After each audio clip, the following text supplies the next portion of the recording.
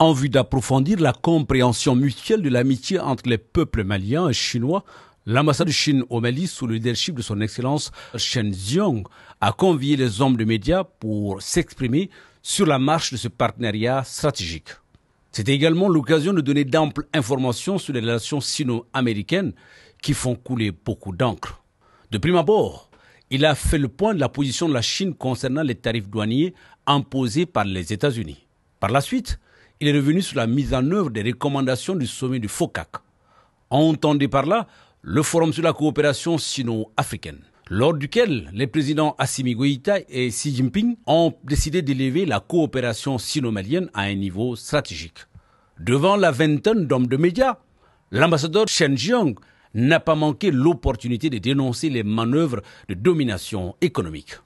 Comme vous le savez tous, récemment, les États-Unis ont imposé des droits de douane sous divers prétextes à tous leurs partenaires commerciaux, y compris la Chine et le Mali, compromettant gravement les droits et intérêts légitimes des nations, violant gravement les règles de l'Organisation mondiale du commerce, nuisant gravement au système commercial multilatéral fondé sur les règles et perturbant gravement la stabilité de l'ordre économique mondial.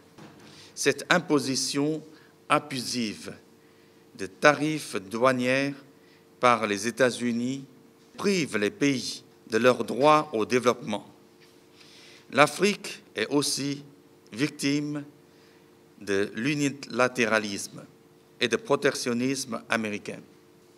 Tout récemment, la Chine et les États-Unis sont parvenus à un certain nombre de consensus positifs lors des négociations économiques et commerciales à Genève.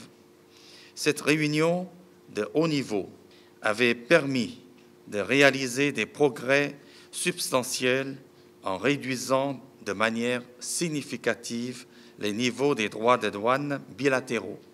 Nous espérons que les États-Unis continueront à travailler avec la Chine.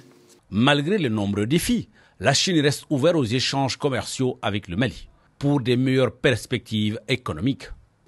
En tant que deuxième économie mondiale et deuxième marché de consommation de biens, la Chine possède des fondamentaux économiques solides, des avantages distinctifs et un potentiel considérable, incarnant une stabilité forte.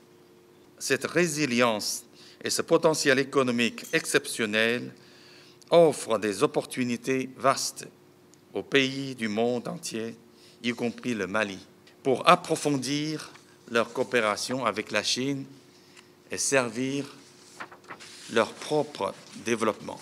La Chine continue d'élargir l'ouverture sur l'extérieur de haut niveau et de partager avec les autres pays de nombreuses opportunités offertes par la modernisation à la chinoise.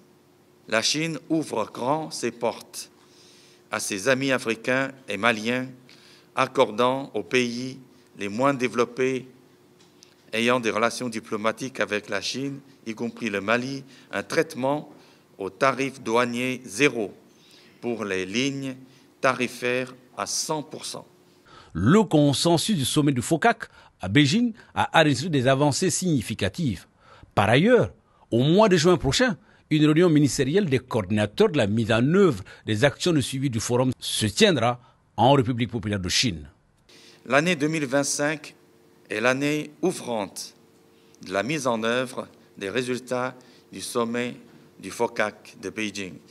Les parties chinoises et maliennes sont en train de travailler d'arrache-pied et main dans la main pour concrétiser le consensus parvenu lors du sommet Chine-Afrique et de la rencontre des deux chefs d'État sino-maliens, déployant 16 projets structurants dans 6 domaines clés des 10 actions de partenariat.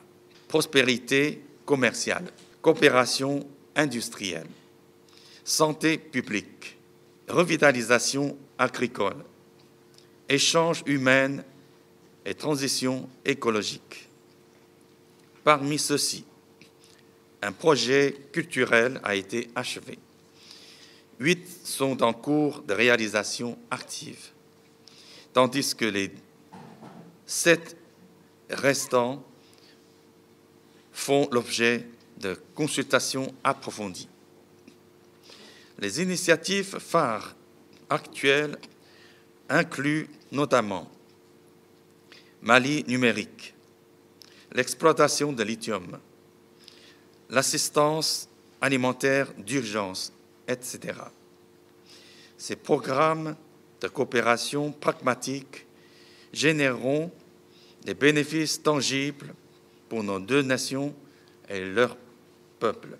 En définitive, la Chine reste le premier partenaire commercial de l'Afrique. Pour rappel, 2025 marque aussi le 65e anniversaire de l'établissement des relations sino-maliennes. Plusieurs activités seront organisées par l'ambassade pour commémorer à sa juste valeur cet événement d'une grande importance.